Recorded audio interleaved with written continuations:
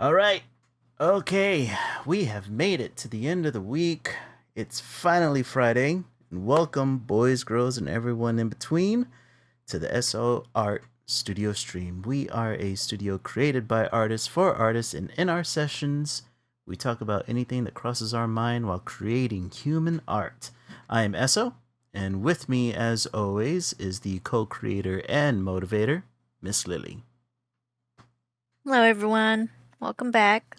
Welcome back. Let's see. On Monday of this week, Lily and I posted polls on our Instagram stories to get your opinions of what our next art challenge should be for today. And the winner this week is going to be the anime review challenge. Let's see. This is a challenge where we review the first few episodes of an anime or watch an anime movie, give our reviews, and draw our favorite character from what we watched. And for this challenge, Lily and I chose the movie Chainsaw Man. The is it okay? You know what? I need your opinion, Lily. Is it the Reze or Reze arc? How's her name It's pronounced? neither. It's Reze. Reze. Okay, Reze Yeah, arc. yeah, Reze. Yeah. That's what I needed. They say it in the movie like that, though, right?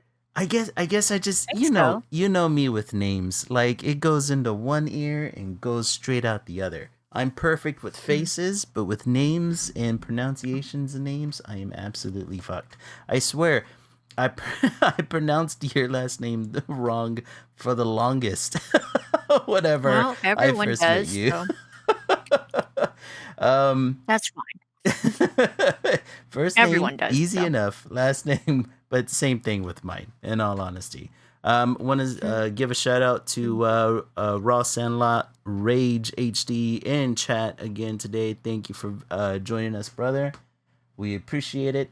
Let's get some housekeeping out of the way. If you are watching the stream, join us in chat. It lets YouTube Twitch know that you are here and counted. If this is your first time watching on Twitch, hit that follow button. And if you're watching on YouTube, be sure to like, subscribe, and hit that bell. And it lets you know whenever we get online here. Be sure to follow Miss Lily on all of her socials, Instagram and TikTok, at Lily Lilac Draws, all one word, and her links are in chat now. Doc Ock, he made it here on time, man. Welcome. Good to see you. Yay. If you want to see more clips, more art, you want to interact with us, especially with the polls that we post almost weekly on Mondays. Um, Feel free to head over to our links landing page that is also posted in chat. We would love to see you guys there. Um, it has been a week since the last time we streamed. Jesus Christ, man. A lot has been happening around the world and here. Mhm. I swear, man, as soon as we got off stream last Friday, all of a sudden we were invading Venezuela. how were Yeah. you introduced to that piece of news? Um, I mean, it's as with any news, it's usually social media, so Mm-hmm. yeah. But as I've consumed that news, Mm-hmm. it's really a polarizing topic. Mm-hmm. There's two ends to that topic. Yeah, yeah, it's a double-edged Yeah, sword topic, ain't it? yeah. And I have a few friends who are Venezuelan, so I asked their opinion on it because Mm-hmm. it's like you'd only know if you were like attached to that culturally, or or if Right. you're paying attention. So, like I said, it's ups and downs, but really I think the most telling thing is I think they're obviously doing this just to pull away from very specific things that were happening prior that Yeah, still haven't been released, that that still are haven't been against the resolved yet. law that they passed. Yeah. Yeah. Um all in all, yeah. You know, that being said, I think I'm on the side of I can't really state what what's wrong or right with the Yeah. situation. Yeah, I had some conversations with friends, like um me being Hispanic myself, I have friends and family that come from Venezuela, and it's like you said, it's kind of a mixed bag of what you get, right? It's one of those Hmm. things like on one hand, um a lot of people were looking for the removal of Maduro, right? A lot of people saw his last quote unquote election win as being like saturated with fraud, right? And so a lot of them didn't want him in office to begin with. And obviously, you have a small group of people who do want him in office, and they have their reasons and whatnot.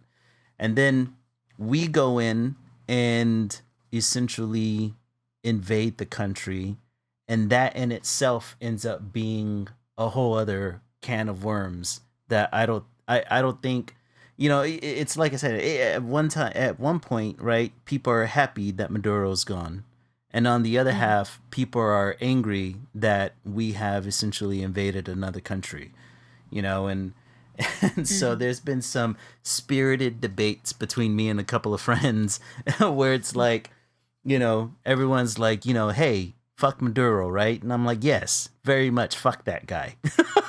Yeah. And then on the other hand, it's like, but we really shouldn't be doing any kind of regime changes anymore. We've done this before and it never ends well for us. And then it ends up this gigantic debate where, man, it got heated between me and a friend of mine because he's like, we've done this before. I don't know why you think it's a big deal now. And I'm like, well, it's a big deal now because we have done this before. And like whenever I'm thinking about it, like I'm thinking of like 2003 Iraq with Saddam Hussein, right? We've been through this Mm. before. And we've done a regime change before, again, underneath a conservative president, a Republican president again. So, I don't know if that's too much of a shocker for anybody, but we've done this in 2003, and we did it for the exact same reasons, right? And the exact same reason again was oil, right? I don't know how many times Trump said during his speech that it was essentially about oil, so American oil companies can go in there and finally, I guess, drain the country dry. I don't know. Mhm. and and we go in there for oil again. We essentially, according to Trump, we have essentially taken over the country, and we're temporarily ruling it, or at least controlling it. I don't know how else to put it. Um, until as he puts it, we find a judicious way of getting a new leader in a new leader that's going to be beneficial to America. Again, I'm assuming why else would we take over a country and interfere with a country again? And it's like I just the thing that bothers me is that in 2003, whenever we did this, we got into a conflict with Iraq that essentially cost the country like $2 trillion over the span of I don't know how many years, right? And the only thing that came out of it was we created ISIS. You know what I mean? We pissed off the locals.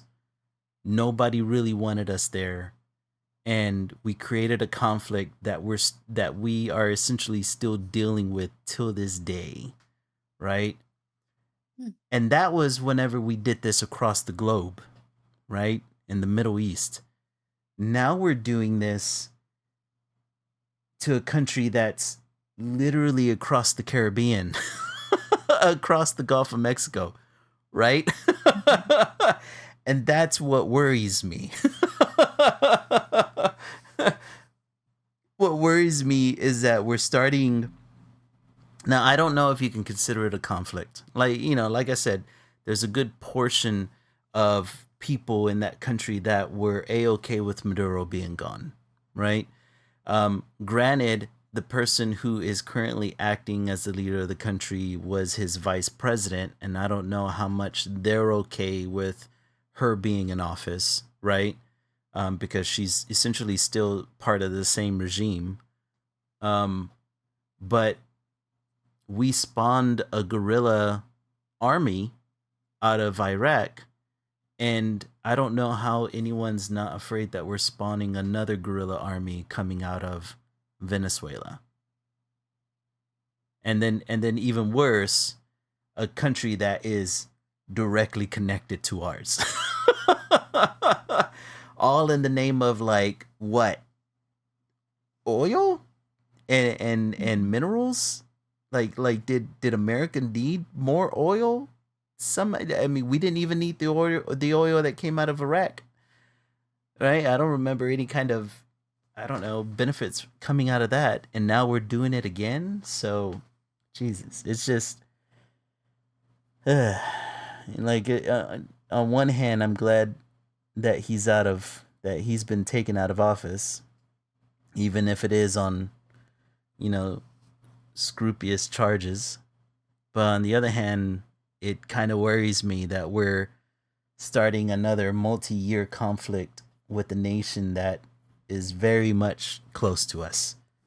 Like Mhm. South America is not that disconnected from us, right? This is why people are always, or I should say, conservatives are always complaining about the border this and the border that, and criminals coming across the border. Well, what do they think's gonna happen once we've like poked a bee's nest that's literally next door to us? like, like, what do they think's coming out of it? I don't know, man. The whole thing was just like I think I think on one hand, oh, we got a new chatter, Sam the Ham 962, man. Hey, he's coming in from YouTube. Welcome, brother. We appreciate you being here. Uh we are essentially just a art stream. We're currently doing a challenge where we watched Chainsaw Man the movie, and we are currently sketching our favorite character from the movie. Um, so welcome again. Feel free to take a seat, interact with us here in chat, and we'd be happy to talk. But yeah, that and plus that's what's happened in the past week, and of course a couple of days ago, uh, we had um, we had the shooting that happened in Minneapolis, Minnesota, which has stirred. Mhm. Holy crap! So much done. 'Cause a lot has happened in this last week. A lot. So it was nice, kind of like being able to escape and watch this movie. um, Speaking of the movie, who did you choose to draw? What character stood out to you the most from the movie? I chose Reze, the titular character of the movie. Yeah, yeah, very true. Mhm. Um, I did enjoy her design whenever they revealed her as the bomb devil. Holy crap, man! Yeah. Yeah, it was that was a really fun design. What did you so you had seen the movie a couple of weeks ago. You actually saw it. Did you see it in theaters or did you watch it at home? I went to watch it in theaters some some weeks after it released. Okay. So I Yeah. watched it for the first time here at home. It was through like I think Sony had a promotion whenever you have the PSN Premium or something, and this was one of the movies that I chose to download from them. So I recently saw it a couple of days ago. So it's still pretty fresh in my brain. And one of the characters that really stood out to me is Beam. I think he is the bestest boy. Yeah. Through, throughout the throughout the anime, he came in clutch, almost the entire battle going towards the end. Um, so what did you think about this movie? What did you think about the plot, the visuals? Was anything that really stood out to you? Um, I'm just gonna start by talking about my initial reaction Sure. to the anime itself. Season you've watched the season prior, right? Yeah, yeah. I've seen season one and now the movie. Okay. So, um, and apparently it came out in 2022. Um, Mm-hmm. during that time when this anime released, I was going through, like, I've watched so much anime, and I've watched a lot of shonen anime, Mm-hmm. where and Jujutsu Kaisen had come out just like some years prior to that too. Right. And I was just like, oh, I'm kind of tired of shonen anime. I'm kind of tired of this three-man team type deal, Right. We've seen where it before. there's this goofy main character who just wants to get stronger, this, that, the other, you know? Mm-hmm. Um, but as I'm watching the first episode, really, they don't even introduce Denji like that. He's just this guy who's trying to survive. Yeah. Not even a guy, he's a kid. He's Yeah. 16 years old. He's a teen. He's He's a 16, teenager. yeah, he's 16 in the movie. Mm-hmm. And like he basically lives in a warehouse. He's paying off his dad's debt, um just living off of scraps and trying to get any job he can. Mm-hmm. I'm just like this, like every other shonen anime, yeah, the main character is going through some crazy stuff, like the stuff that Naruto had to go through as a kid Mm-hmm. didn't really hit like that. I guess because he was shown as a way goofier character than Yeah. Denji. Yeah. It was a Um, much lighter take than what Chainsaw Man does. yeah. So that's the thing with this anime. It's a lot more real. Mm-hmm. Um, if that's even the right description. It's really, it's kind of depressing. It is. It really It is. makes me sad. Yeah. Um, like it makes me sad. I don't even really have like a favorite character from the Mm-hmm. anime because of how sad the anime makes me feel. Yeah. Um and how each character is portrayed. They're kind to me, my opinion, guys, don't shoot me. I kind of find all of the characters kind of annoying. Like I don't Yes. really like any of them. Yeah. Um Yeah. even the cool guy, like the I don't remember his name. Aki? The dude with the ponytail? Yeah. Yeah. I think it might be his character design because that His ponytail character is just design too is a silly for little, me. yeah, it's a It's little plain. yeah. I know why they kind of had to, I guess, add that little ponytail to differentiate him from just being a regular dude. Right. Um, the regular black cat Mm-hmm. of the cast who is Yeah. super strong, like your Sasuke or whatever have you. Right. Um, I But don't really like any of the characters because they're written annoying and they kind of act annoying. yes. And the portrayal of the stories is really, it's too real. You kind of watch shows to escape from what's going on.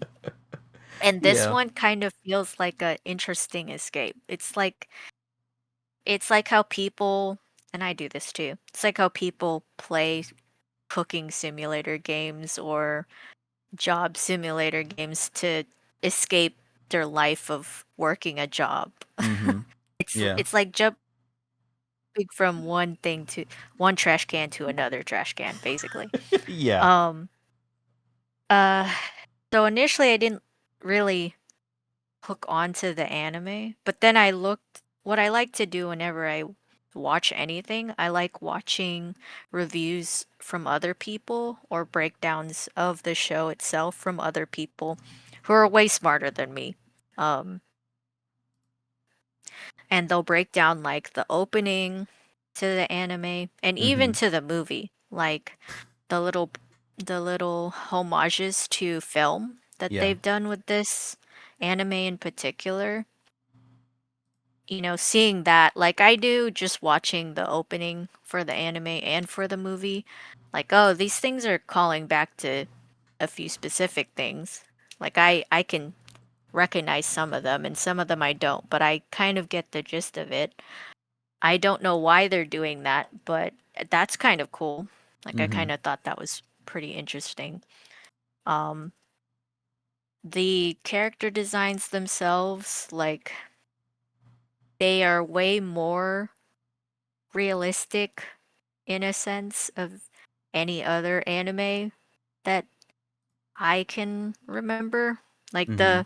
the most you can probably remember is the people who do like the Avatar series. Their character designs are kind of leaning more towards realism, quote quote, with the big eyes still and all that jazz. Um the animation is really good for Definitely. given the character designs. Um that being said, when I watched the movie, I wasn't really like I didn't have any expectations for it because I was like, "Oh, it's this anime that I don't really have any, you know, kind of any opinions other than the characters are annoying and and it makes me sad." Yeah. So and and it came out last year. It came out in the same year as the Demon Slayer movie, Yeah. which I really loved. So Yeah, and the I Demon think Slayer movie really overshadowed it, I think. yeah, I in my head anyway, I Yeah. think that's, you know. But then I watched it with a friend who really likes this series. Um and yeah, it looked great in cinema in the theater, Mm-hmm. as does most things when you go to the theater. Uh the score was really good for an anime. Like Yeah. it doesn't feel like a cartoon No. um Yeah, you're right. when you're watching it. Yeah, The score themes are a little wise. too heavy to be. I mean, even score wise too, like the Mm-hmm. score feels more like a drama. Right. Um which it is. And I mean after sitting and thinking about it and watching people's reviews on the movie, like I came to have a deeper appreciation of it, just of like how again how sad the story is. Um like how sad it is for Denji. Like he even says it in the trailer, like no one wants my heart. They just want the the chainsaw devil's heart or whatever. That's Right. all they want it for. They don't want me. And that hurts hearing It that. does. It Yeah, does, especially man. from a character who's that young. Like it's Mm-hmm. easy to forget that he's only 16 still. He's a Like kid. yeah, that's so sad. And then it probably hits the same for Reze. I tried to look up her age, and her Mm-hmm. age is, under speculation because they are half devil. They can portray themselves as an age, but they are not necessarily that age. So Yeah. they don't really know how old she is. And they never really Um, clarify it in the movie. yeah. Um, Like I've seen articles where they theorize that she's either the same age as him or slightly older, like her early 20s or something like that. yeah. At Mm-hmm. least in looks, but some people have said too, oh, because she is also half devil, she could actually be like a lot older than that. Ah, that's Um, true. Did but they mention exactly which Russian program she was a part of? Like maybe that could give us an idea of how old she I actually I is. thought she was part of like I don't know. I think they very briefly mentioned it Yeah, going towards the and them end. saying like something about the Soviet Union having a group of Although, spies. oh, that's a good point. If it's Soviet Union, we're talking like 30, 40 years plus. We're talking like Oh, then Cold War era. Yeah. Yeah. But then we don't know what time the Chainsaw Man series takes place, period. Yeah, I've heard that Chainsaw Man takes place in the 90s, but I don't know. That's just a theory. I don't know if that's actually if that's actually something that's true. Like I've only heard that it takes place in the 90s, somewhere around there. Hmm. But yeah, even her story is really sad. Super sad. Even though she's there for a mission, Mhm. she's only ever bred to do that. And towards the end, she says, I've never been to school too, and that's so sad. Like it, it's a work of art, Mhm. definitely something that I've grown to appreciate after sitting and thinking about it. Oh yeah. Like my initial read on it was I'm with you. If it's it reminds me of, did you ever watch that show or seen clips of the show called Shameless? I think it's like Mm, I don't know if it's like an HBO streaming show. I forgot what channel it originally came on. But it was essentially following a family who is just kind of like in poverty level and constantly finds themselves in shitty situations, and they're just having to make the best of it constantly. And mm, in watching that show, it's just like this, where you just can't help but to feel sad throughout the entire thing because everything's just going to shit, right? yeah. I whenever so I have watched season one and now this. I watched season run roughly around the time it came out, and then of course, like I said, I didn't see this movie until recently. Um, but I always saw this anime as being like a examination of puberty and the effects of abandonment in like the shittiest situations ever. Right? Because you have essentially Dingy, who is just like you said, a 16-year-old who's just trying to survive. The kid's constantly just trying to survive, and he'll go towards the first thing that offers, food or shelter or affection, right? That's how this kid operates, and that's kind of how he finds himself part of the public safety devil hunters organization, right? Hmm. And it was always interesting to me, um, how it explored his ability to survive in the extraordinary situations that he finds himself in. And I think this movie did a really good job at like throwing a wrench in his way and trying to see how he reacts to it. You know what I mean? Um Hmm. and as a character piece of a movie, I think it did an awesome job, right? Like absolute cinema. But whenever it comes down to the plot of the movie, it feels like this should have just been a season of anime. and I only say that because I would have loved to see the exploration of, I'm gonna say her name wrong again, Reze.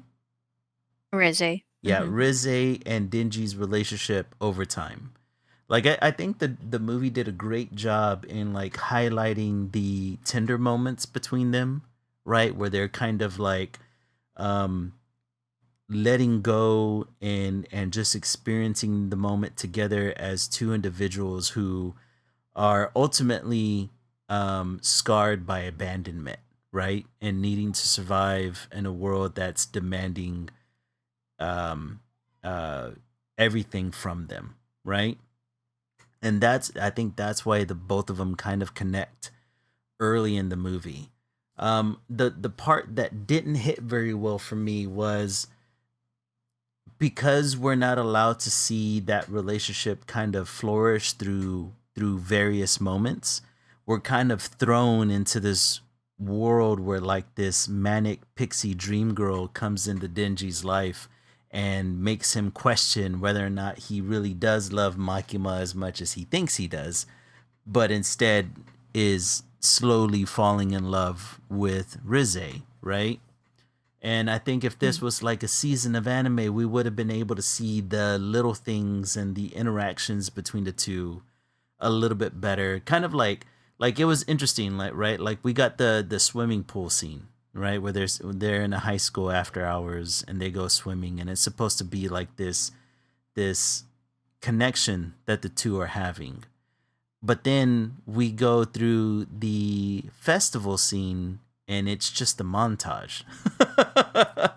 Mhm. And I'm just like, no, I would have loved to see what was happening at this festival that really made the two connect even on a deeper level. But it just kind of felt like, oh, we need this festival to happen because there's going to be a fireworks, and that's how we're going to introduce her as the bomb devil, right?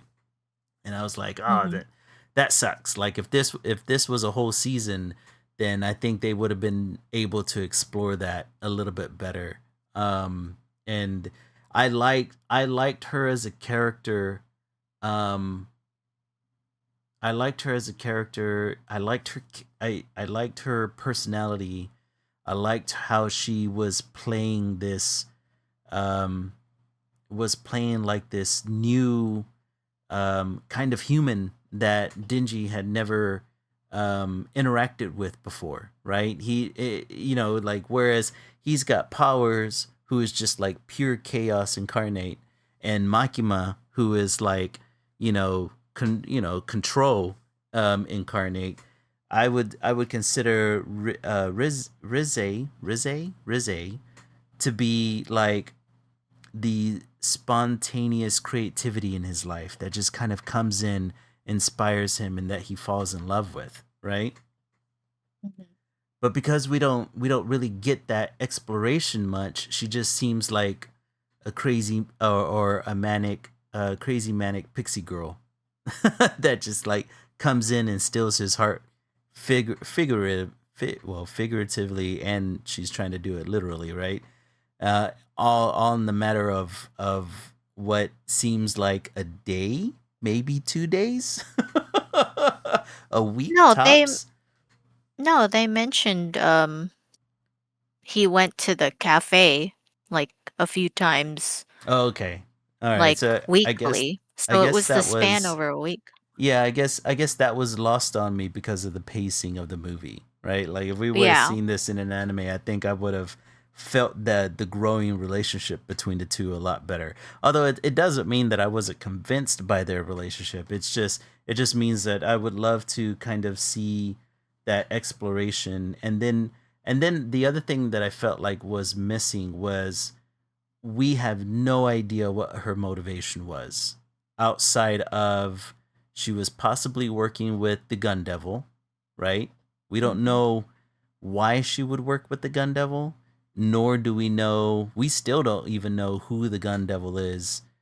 I was kind of hoping in this movie they would have actually like kind of touched on, because that's the gun devil is the big bad for the whole series, right? But Mhm. in the movie we're still getting like piecemealed who this individual is, and what is why is this individual going after um Pochita so much, right? Mhm. Like what is the importance of Pochita? Why does the gun devil want the chainsaw devil so much? um Yeah. and it's one of those things like because I think because it's in a movie form, we didn't really get that motivation from the movie, so we really don't understand her motivation outside of she just has internal conflict about the duties she has to carry out and her feelings for Dingy, right? And so with that missing context, it felt disconnected to me. Like I really Mhm. wished that if we had gotten a whole season of this, we would have got more of a taste, right? Because in the beginning of the movie, they were even talking about like, they kind of recap what was happening in season one, And so they're talking about like, you know, the gun devil has pieces of its body spread, you know, or littered around Japan, and they're kind of collecting these little bullets from all these different devils who are using the bullets to kind of empower themselves. But we didn't get that with the bomb devil, right? As far as we know, she didn't have a piece of the gun devil with her, so we really have no real motivation for the gun devil at all. And I guess that's where I was like, oh, well, that sucks. Like, it feels like there would have been if it would have been allowed if the story had, and I'm pretty sure the story has a lot more time to explore this in the manga, which I haven't read, but it feels like it would have been able to really explore not only the relationship between the two, but her motivations on why she's doing what she's doing. Otherwise, she just seems, watching the movie, she just seemed just really flaky and undecided and and subversive, as opposed to um, what we see going towards the end of the movie, which is her realization that she probably does have feelings for Denji, but of course she gets stopped by Makima. And even Mhm. still, the other thing that the movie never even addressed either, and this is the other part of the movie that I found really fascinating, is they kind of like go deeper into the relationship between Makima and Denji through the date that they have, in which they see like 10 movies and they only liked one of the 10. And the one movie that they did like was a kind of like a another character piece where the main character comes home. Um, it looks like coming home from war, right? And Mhm. both Denji and Makima get emotional in the movie, even though they saw the rest of the movies as being kind of crap, right? Um, and so you kind of see like this exploration of the of the character and the relationship between the two, um, but it gave us nothing else, right? We still don't know what's Makima's motive. We don't know why she is protecting Denji the way she is from essentially kind of like going out on his own. Or Mhm. anybody really interacting with his life or with his essentially his feelings and his emotions. So what, why is she so protective of that? We have no idea still. And I think it's those lingering questions where it just has me like, man, like this should have been a season. or at least or at Well, least a couple episodes. mm, I so the thing is, I think I have quite the opposite take Uh-huh. on that. Um, I think it's to my understanding that the the reason why it was a movie was because the arc is just that short. Oh, it's Like, super short it, arc in the manga? yeah. Oh. Um, Hmm. my friend has read the manga. He said there are little bits of pieces that aren't really said, Yeah. but it the movie addresses it quite well. Like they handled it pretty well. Mhm. And I think just looking at it from my perspective, Yeah. like I think when I'm watching anything, especially with two characters who like and this has been a debate with people, like did Reze ever even have feelings for Denji like at all? Mhm. You know, whenever I'm watching anything with two characters who are quote quote romantically involved, that's how I view the anime Yeah. or the movie in this case. And when I was watching it, I think like it's a pretty good like I felt like the pacing was pretty good.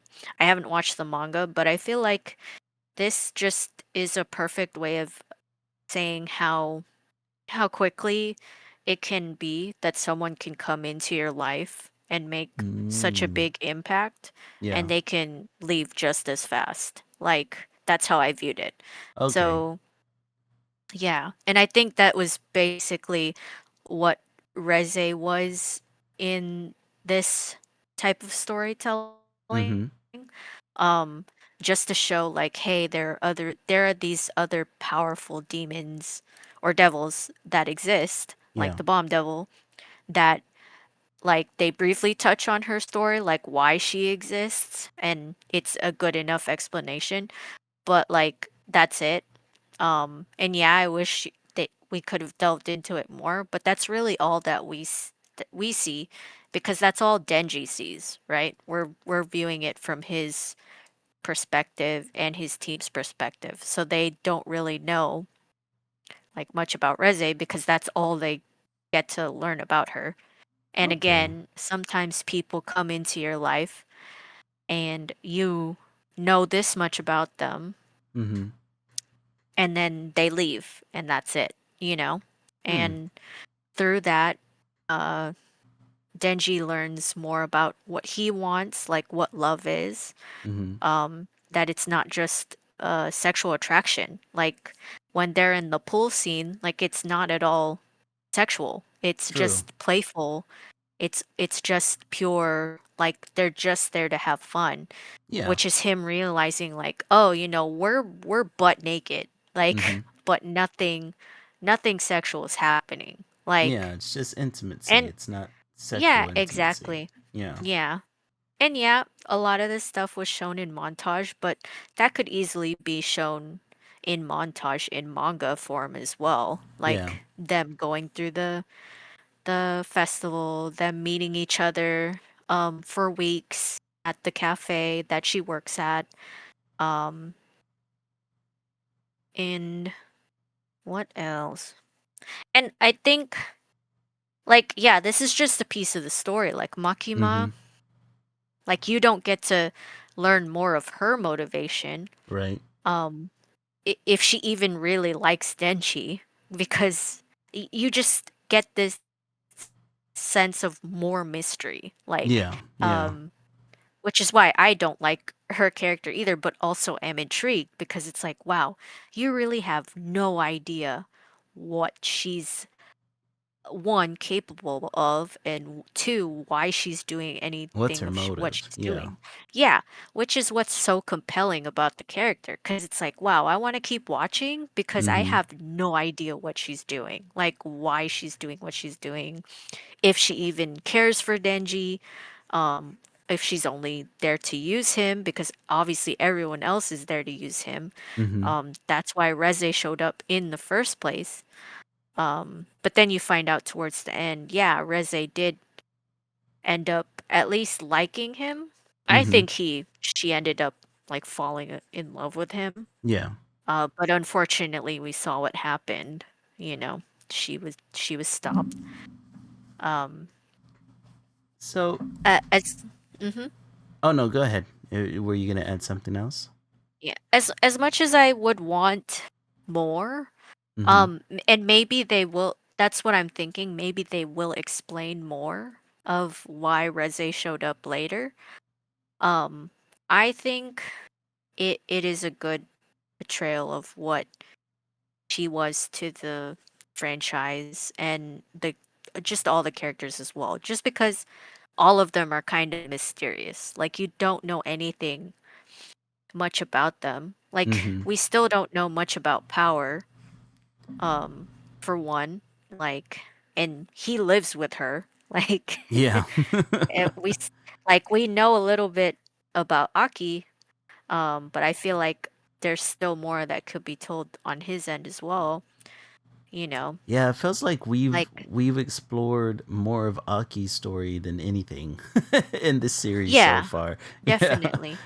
So I think just that, like I think they're handling it pretty well. I think it's like a slow and steady type of storytelling, which Mm-hmm. is what I kind of like, cuz if you compare it to any of these other shoujo not shoujo, shonen anime, Mm-hmm. e- everything is explained right away. Like, oh, Yeah. that's the Yeah. guy with the power, and we gotta stop him because of this, you know?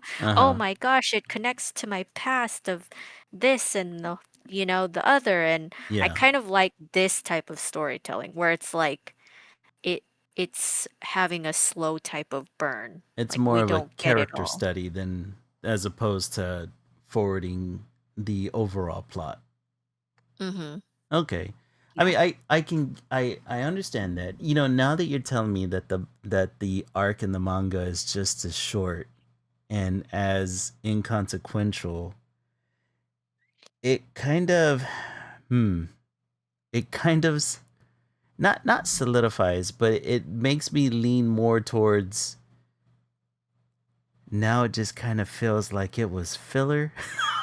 Well, no, no, no. Okay, so I I'm okay with character studies. I like character Mm-hmm. studies. I think some of the best work that comes out of anime. I mean, perfect example is like looking at Cowboy Bebop, right? Where every episode it's episodic with and it does have an overarching story, but each episode stands on its own. Like you don't need to know what was happening previously, and so each episode is a character study of every character within the crew, and the situation that they find themselves in just helps you learn more about the characters. And I like that, right? I do very much enjoy stories like that.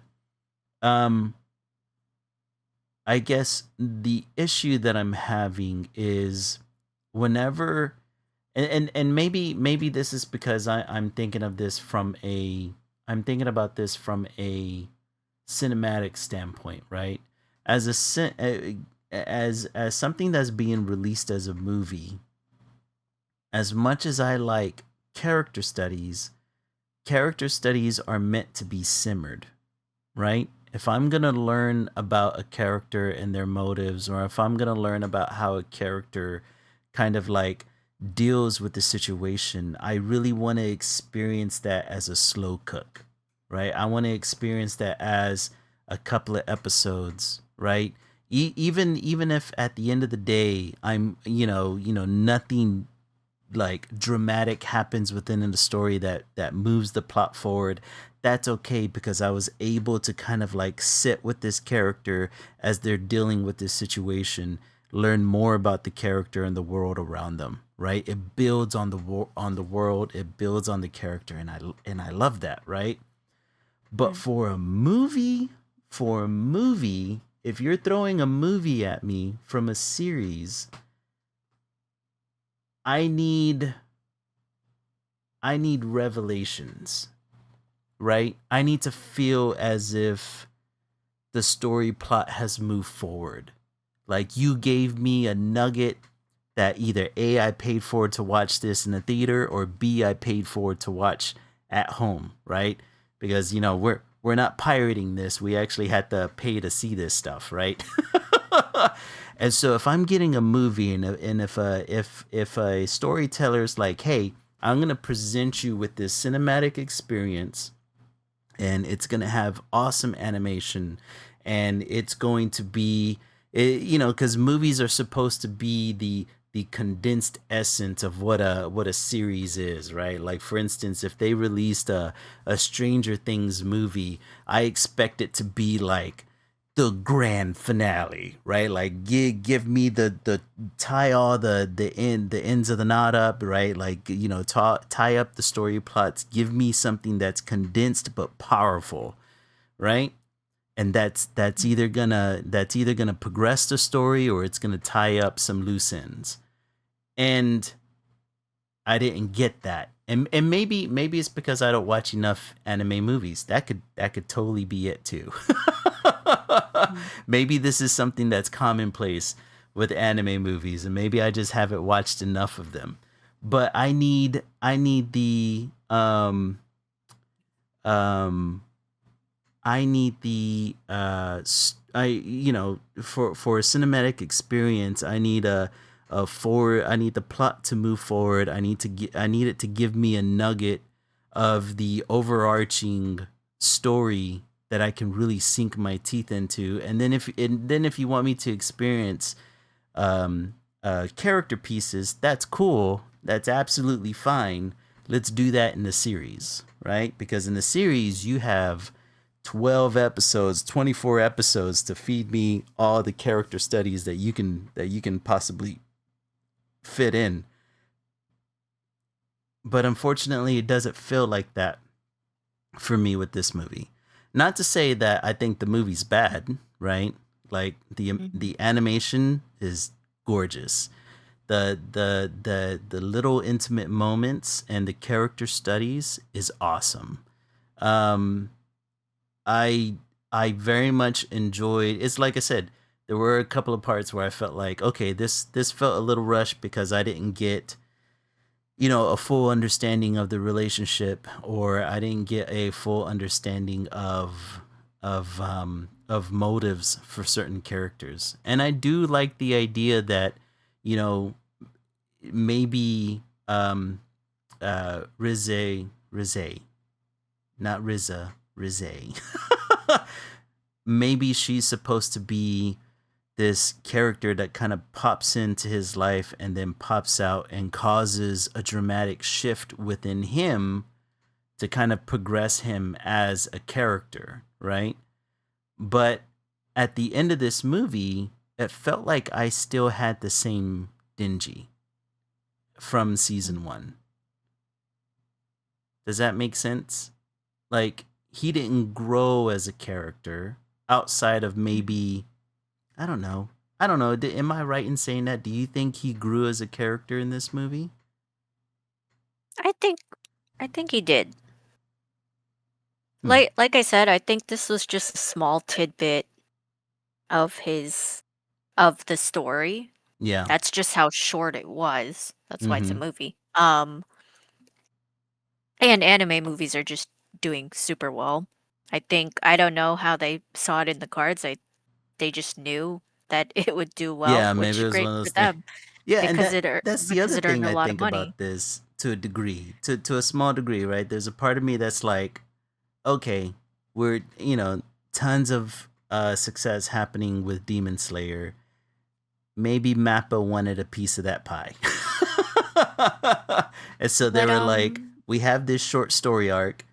We, you know, yeah. they can't expand on the story arc too much in the seasonal anime.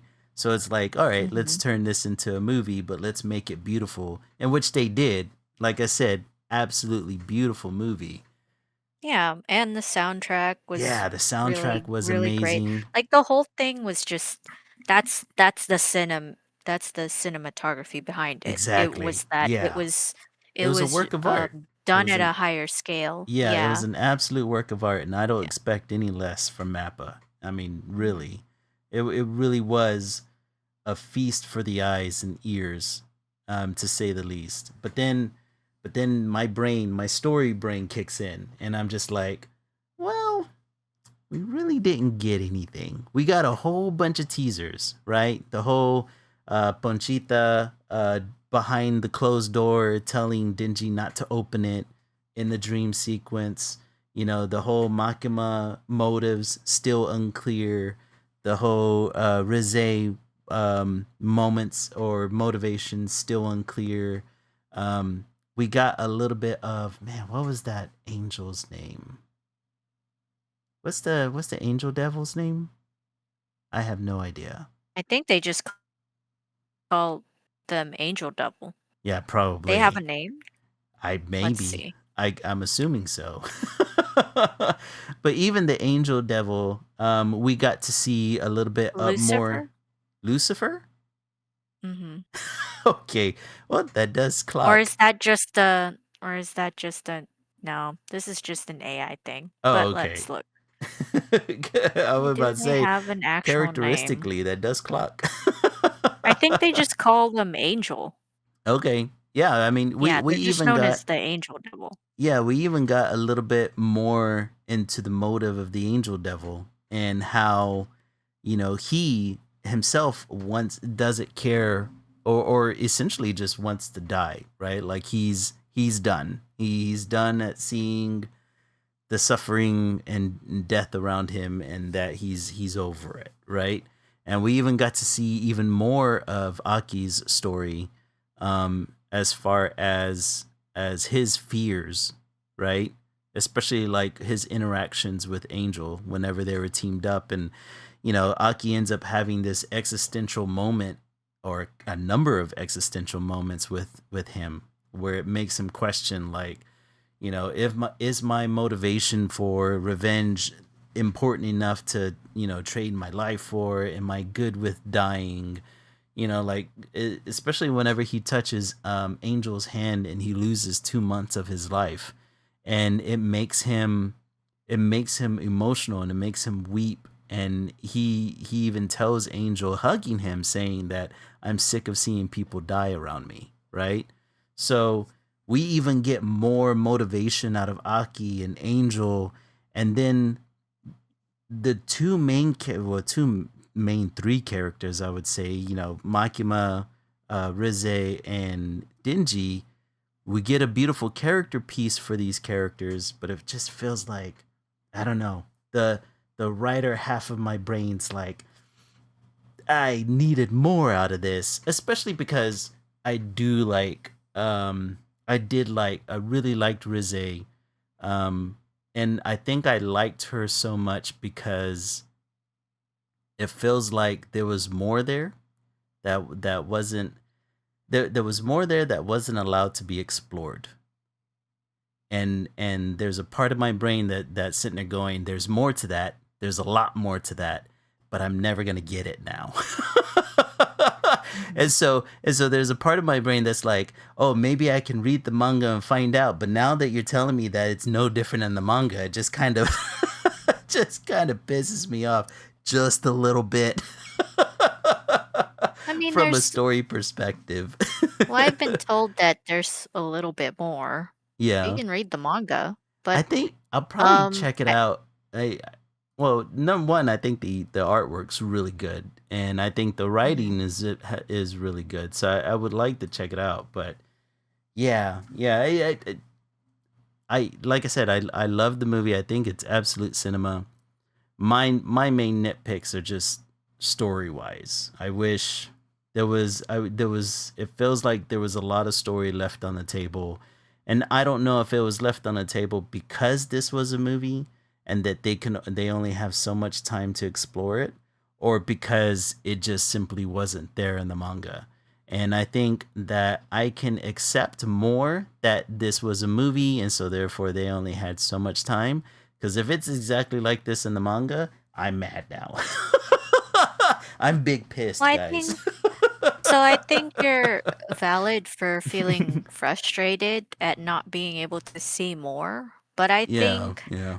that I think that they told enough, and I think that, like I said, that's just this anime is a lot more real than you think.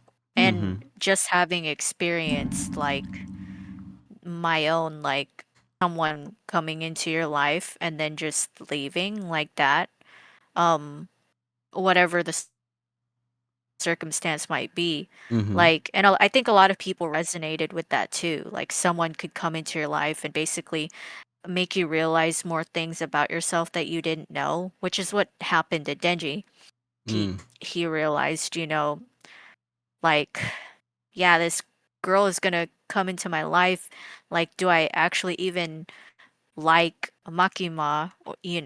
Like, it makes him question what love actually is, Yeah. and makes him question why people are even interacting with him in the first place. Like, what makes him kind of touch on the idea of what Pochita was. Like, why are people searching for me? Why are people Mm-hmm. searching for Pochita? Like, it's just a doorway opening, basically.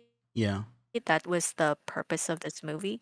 Um, uh, but all in all, yeah, I think it captured that feeling of, um, you know, longing to want to know more about this person who came into your life, and you saw glimpses of what they were and who Mm-hmm. they were. And then you might never get that answer. And that's just how it is. Like, that's just, I think that's why I like it so much, just because I've already experienced that. Mm-hmm. and that's why I'm coming to like this anime more. Yeah. And yeah, and anime movies, um, it's really to amp up the animation, um, quality, the soundtrack quality, Mm-hmm. by a little bit, and obviously just to garner more attention towards the anime. I think that's Yeah. why Yeah. another True. reason why they're doing more anime movies is to try and get people to watch the seasons, you know. I think Mm-hmm. that's another reason why they're doing these. Um, so it's just, you know, you got to remember that a lot of these anime movies are actually canon to the animes, and they're just going to be a small arc. Like it's just going to be a little tidbit that fits into the whole overarching story. And who knows, maybe we'll get to know more about Reze. Mm-hmm. Um, I I'm saying who knows. The people who have read the manga will know. Right. Like Yeah, the like manga my readers. friend, because he's kind of alluded a little bit, but he's like, I don't want to spoil anything for you though. I'm Oh, like, okay. okay. Yeah. But you know, I think, yeah, I think our comments on it feeling real, um, this movie just further proved that. Oh, for sure. For Like, sure. Yeah, I yeah. I definitely understand your point in that it's a really good character study. Um and it's a good character study of kind of just really just exploring Dingy's um uh longing, like you said, his abandonment issues, and how sometimes those those abandonment issues can lend you towards um or they can lend towards uh accepting um people who come in and out of your life so quickly. You know what I mean? You know, because Hmm. I've had that. You know, I've had situations like that come about where it's like you've had somebody come into your life and just kind of like disappear out of nowhere, but they still leave a lasting impression. And I think you're right. Like Hmm. maybe this is a situation where Shinji. It makes me wonder if Shinji just kind of like because I kept thinking like where was did I say Shinji? This isn't Evangelion. Where was Hmm. Dingy? Where was Dingy's character before this, and where was his character after this? Right, and Hmm. it feels like, or from what I watched, his character um kind of experiences that longing, um, and maybe it is a situation where he's just kind of questioning not only well, really just questioning because he doesn't really question Makima at the end of this either. It's mostly him questioning um, his own longing and why people, I guess, his lack of love and why people don't love him for him, but instead love him or want him for what's in his heart, or essentially the chainsaw devil, right? Hmm. Maybe that's what it was kind of exploring. I guess it's just hard for me to round out that square, seeing as this is a movie. But again, I don't have a lot of experience with anime movies in general, right? I've always ever watched series, and this is probably, as far as anime movies go, this is probably like one of maybe 10 that I've watched. So, but you know, on the other hand, some of these movies were like so like for instance, there have been a number of movies that I have watched that kind of like followed this same suit, where it's like, for instance, there is a movie called Trigun Badlands, and this was a Trigun movie that came out decades after the initial anime. And all it kind of did was explore a side story that was within the manga that they translated into a movie. and so it did kind of feel like a filler arc. But obviously, the animation, the voice acting, everything was super top notch because it's a movie, right? Of course, the movie never spawned um, a further or continuation of the original series, but it did later on spawn the rebooted series, the Trigun Stampede series. But that was another movie where I was watching and I was just kind of like, oh man, like this just kind of feels like filler. It's a really beautiful filler, but filler nonetheless, right? Mm. I kind of experienced the same thing with the Cowboy Bebop movie, where it's like again another movie that comes out decades after the original series, and it's more of a again another story piece, um, but it doesn't really add or progress any of the original story. So I guess you can kind of see, but it kind of made sense because it's Cowboy Bebop. Cowboy Bebop was episodic to begin with. Oh man, Mm. is this just something that happens often in anime movies, or is it like That it feels like filler? that? Well, that it feels like you were saying, right? Like, oh, the movie is mainly a promotion of the series and manga. Is Um, is that kind of the point that you were making? Like sometimes these movies can be like instead of being like in whole narratives, I mean they're canon narratives, but they are essentially also used as promotions for the series. mm, I think that's what they're doing now with them. Oh, okay. Before, anime movies were not done that way. They were just pieces of media that kind of told more of the story of the characters Yeah. involved. Like they weren't that those stories were wholly original. For example, Case Closed has like we said in one of the other streams, maybe like 20 movies. All Yeah. of those movies aren't canon. Like um Oh. canon meaning they weren't in the manga. But Mm-hmm. I think they've since then been made canon. Hmm. Um, because uh, you can just use both types of media and mix and match Right. like what can be in the story. Just because it wasn't portrayed in the manga doesn't mean it's not real, right?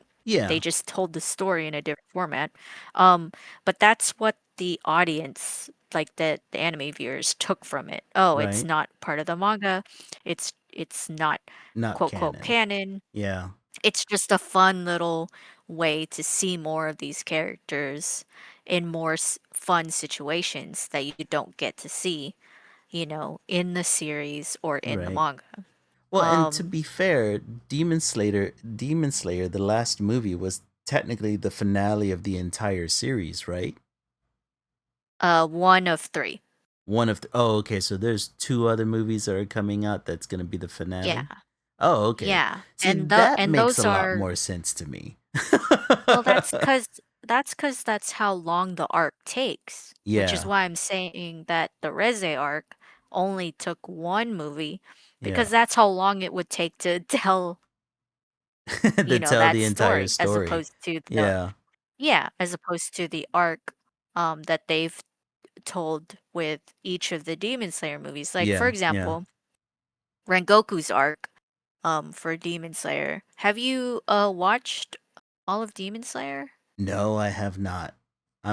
Okay. I've only seen the first season, Mugen Train movie, second Yeah. season, and then I So, haven't seen anything else past that.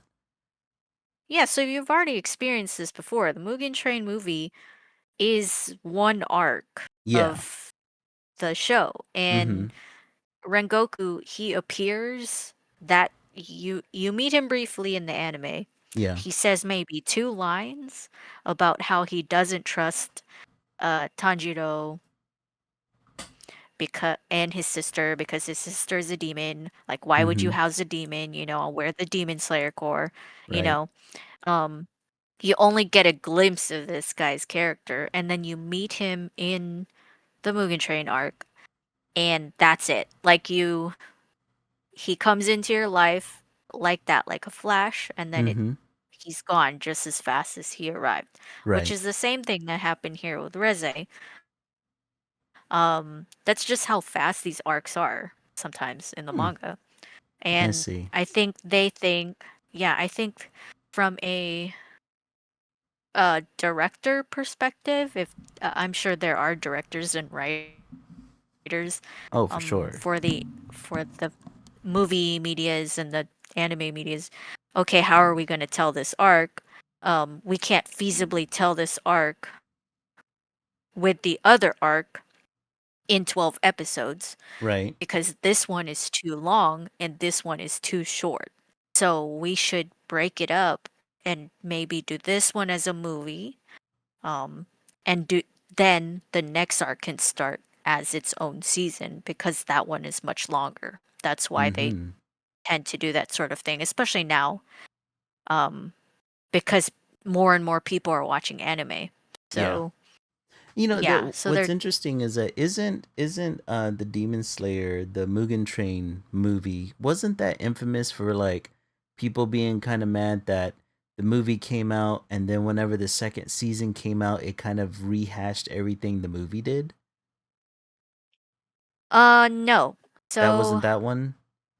that's so it's my understanding that Crunchyroll, before I unsubscribed, had released the Mugen Train arc in two different ways. It released the Mugen Train arc in a movie format, Mhm. and then it released it in a format where it was broken up into episodes. Um, Oh. Okay. so Oh, that's that such a weird I can choice. understand. Yeah, I can understand Yeah. why people were confused and got mad, but that wasn't actually the second season. Like, Okay. Okay. that So was just them doing some weird, did I let's never break it watch up the into. actual second season then? You probably didn't. You Jesus probably just Christ. watched Did I watch the them movie breaking up the twice? movie.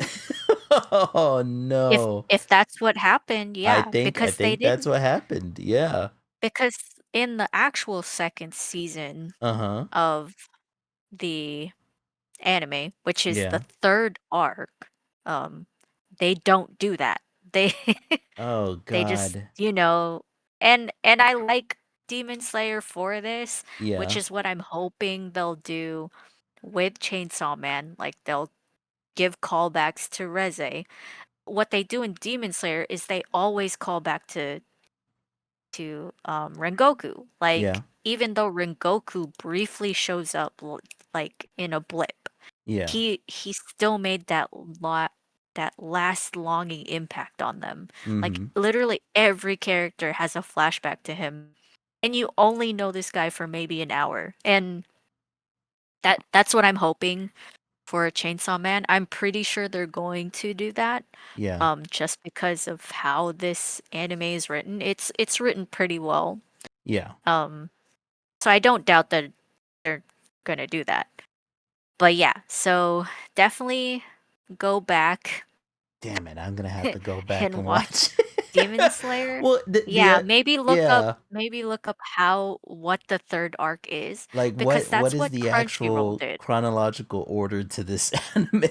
Yeah. Because Yeah. I think that was one of the reasons why I kind of dropped Demon Slayer after a while because I got so confused Oh, on like how the seasons were set up. And I that's remember disappointing. Yeah. yeah, I remember watching the Mugen Train movie, and then I watched what I thought was the second season, and I was completely wrong. Like apparently, I was just rewatching the movie again.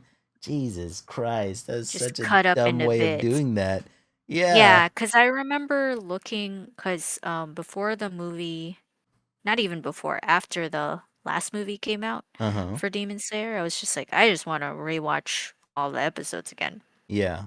I was rewatching it, and then I remember looking at um excuse me, Mugen Train, And then I Yeah. remember seeing that it was cut into episodes as an option. And I was like, why did they do this? And why would anyone ever do that? Like, that makes no sense to me. Seriously. Um, but I think that might have contributed to your confusion. Yeah, yeah, I think it Yeah. definitely did. Because, good God, I remember that happening, and then I never got past what I thought was the second season because I was like, I've seen this before. All the Why are more they reason doing to, this? yeah, all the more reason. Did you watch it on Crunchyroll? I probably did, because I was subscribed to Crunchyroll for a short period of time. Um, I was trying to. This was around the time where I was trying to like catch up with series that I had missed. And Mm. I had just gotten like Amazon Prime, and I was like, all right, I'm gonna get into Crunchyroll, and then so I can watch everything in one place, and I don't have to do what I used to do, which is go to various websites to capture to catch an anime series. Um, and then I remember seeing that because I was really interested in Demon Slayer. I liked the artwork. I wanted to see what the anime was about. I put I put 2 seasons in, well, what I thought was 2 seasons, and then I was just like, I don't I don't understand what's happening here. Like, what? Why did Mhm. we retread this for? And Yeah. then I was like, yeah, okay, like, okay, I got this other anime I want to check out, and then I ended up never going back to it. Well, crap. That makes me mad too. Come on, that's not cool. It's not cool, Oh my but god. you know, maybe you were watching it in the time that the third arc didn't come out yet. Maybe. Cause I'm trying to see, cause what I would do is, I would say, this is the exact same thing that I just watched. Let's Mm-hmm. see if there are, I'm not calling you stupid Well, the thing or is, anything, so but like, I remember watching it, I and would think, I was thinking to myself, because I wasn't watching this in one go, right? I remember watching the mhm, movie, and then, like a couple of days, a week, maybe even a little bit longer, I decided to watch the second season, because, the artwork, or at least the animation quality between the movies and the anime weren't that different from me. Like that's yeah, they don't drop.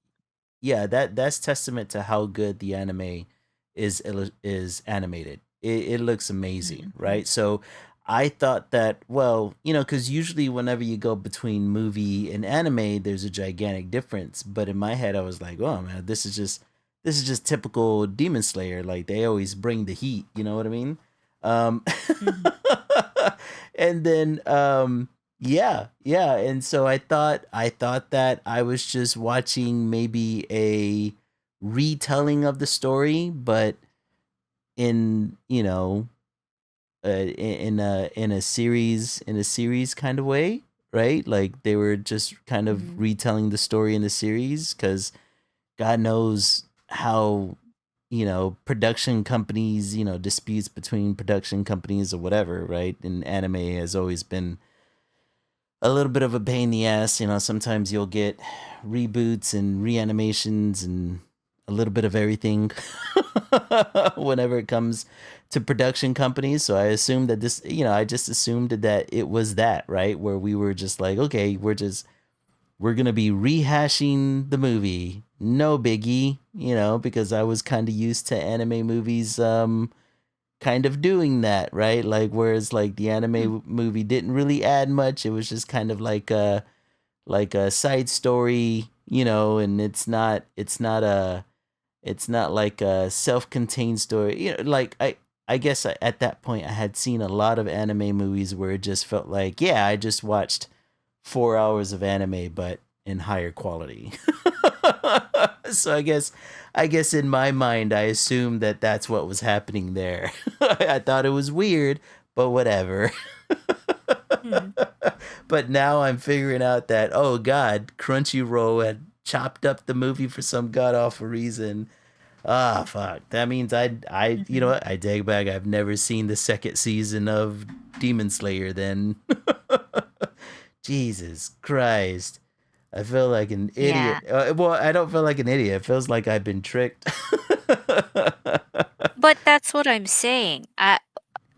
I if it were me, I would have been like, "Hey, this is the exact same thing I just watched, Mm-hmm. like literally the exact same thing except in episode form.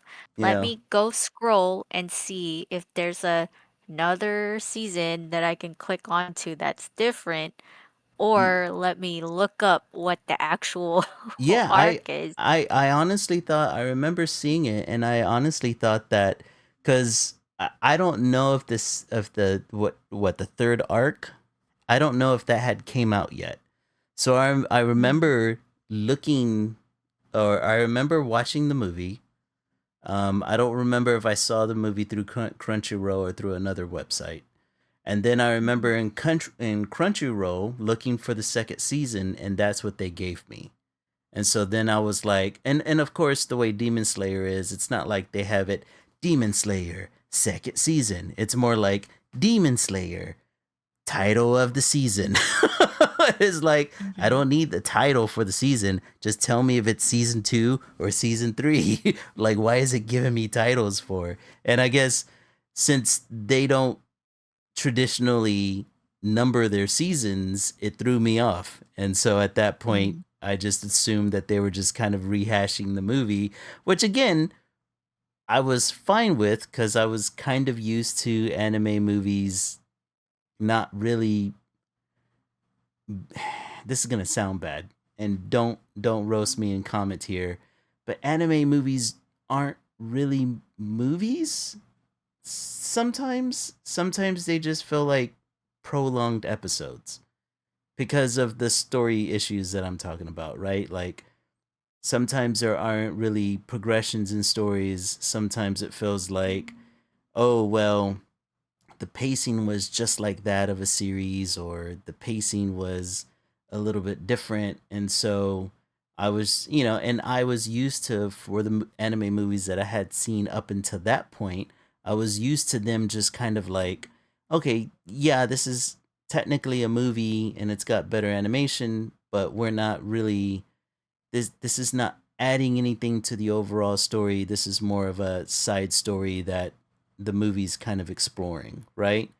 And so it's Mhm. kind of like, I guess I just kind of accept it as being, okay, this is what we're getting, right? We're just getting a rehash, no biggie, right? Maybe it's gonna add more uh to the series that they weren't able to put into the movie, you know?